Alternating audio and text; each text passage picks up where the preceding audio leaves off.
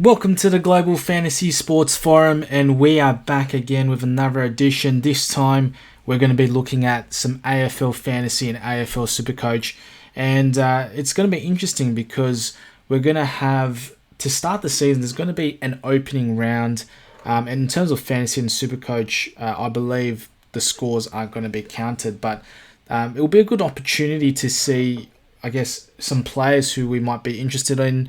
We can see how they perform, and it will be a trial and error run, and we'll be able to have a play around before the actual round one. But today we're going to be looking into the opening round and who to look out for. But we're going to be looking at specifically Nat Fyfe, and we're going to be talking about Nat Fyfe in this edition. And it's interesting. A lot of players have seemed to pick him up. He's quite popular amongst Fantasy and Supercoach, and we're going to have a look at potentially why, and also can he finally have his body hold up. He's been riddled with injuries, he's been out for a long time, hasn't had a lot of game time in recent years, but is this the year he can stay healthy, and is this the year he could be a really strong Fantasy and Supercoach asset? Now, if you guys haven't done so yet, hit the thumbs up, like the video as it helps the channel and it does wonders, and subscribe to Global Fantasy Sports and the forum. If you guys are a fan of AFL, NRL, English Premier League, NBA and the Formula 1, we're going to be looking at all formats of fantasy there, and we're going to be tackling all the topics and the hard decisions that you may be facing on a week-to-week basis. But let's get into our topic of the day, which is Nat Fyfe. And if we look at, let's start with AFL Fantasy. If we have a look at AFL Fantasy here, he is, in terms of the team selected by percentage, he is a very popular pick, a dual position as a midfielder and a forward. He is the 8th best or 8th most picked player in all of AFL Fantasy across all positions. And, I was having a look at his stats. It's pretty clear that his I guess, usefulness is going to be dependent on whether he can stay healthy, first of all. If he can stay healthy, then he should be able to be used in a more expanded role. Obviously, we look at 2023, played 9 games, and he only averaged 49 points. But look, the time on field that he was spending, it wasn't an awful deal, an awful lot. He did get a few decent scores here and there with 83 when he spent 83% on the field, but a large majority of the time he really wasn't producing. With he was mainly a sub or coming off the bench, whatnot. So he wasn't a main fixture in their lineup. But obviously, everybody knows the talent and the class that Nat Fyfe can be. The previous year in 2022, he played 7 games. In 2021 is a bit more where he showed his worth. Played 15 games, averaged 84.5, and that was probably towards the down end, the back end of his sort of recent career where he started to spiral. But you look at 2020 as well, averaged 75, but then he had some monster seasons where he averaged 105 in 2019, 2018 102, 2017 close to 100 as well.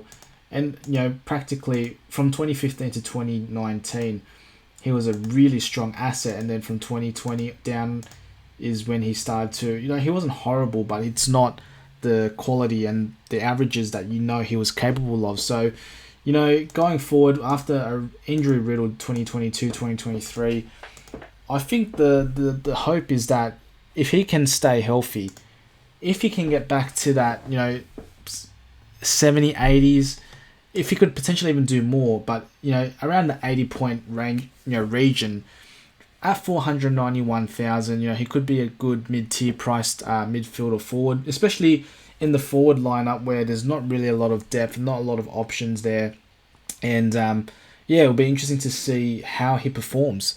Will he be rewarded? Will the fantasy players be rewarded for selecting him? Will be yet to see.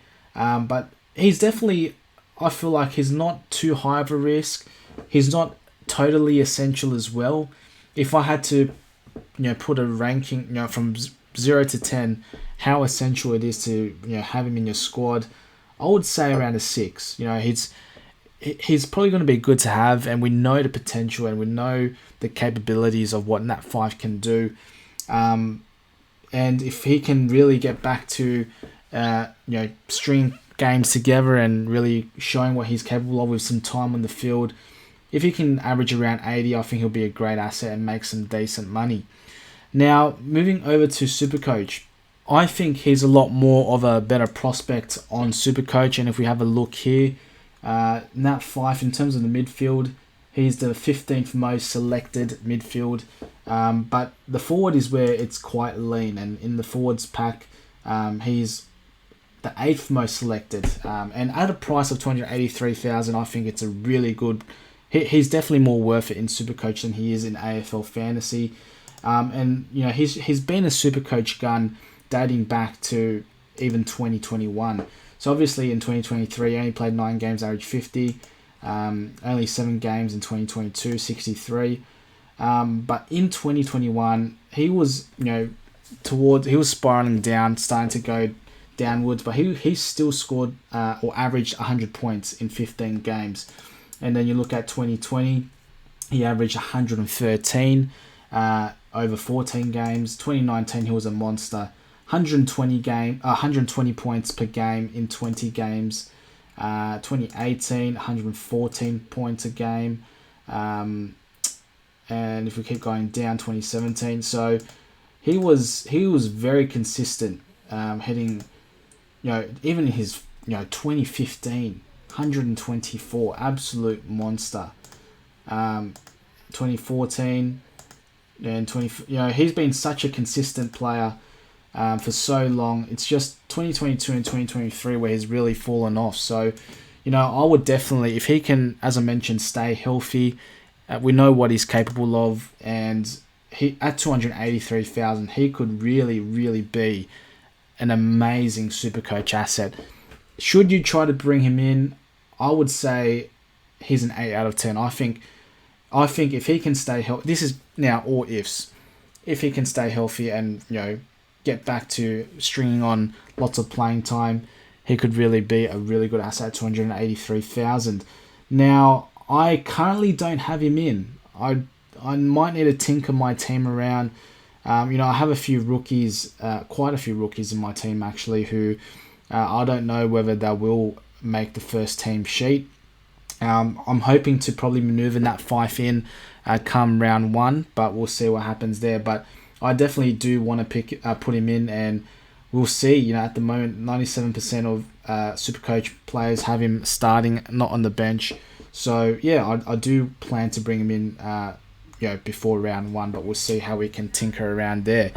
But let me know what you guys think. Is Nat Fyfe somebody that you will be looking to bring in? Is he going to be a really good asset for fantasy and Supercoach, or is he just one or the other, better in one game and not the other?